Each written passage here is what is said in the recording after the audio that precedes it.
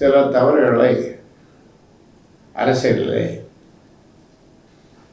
நான் செய்ததுண்டு. அதிலே ஒன்றுதான்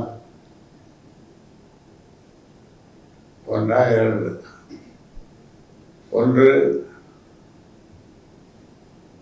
அன்புமணியை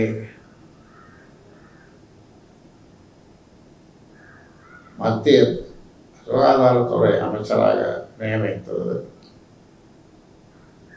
இரண்டாவது, கட்சியினுடைய தலைவர் பொறுப்பை கொடுத்தது.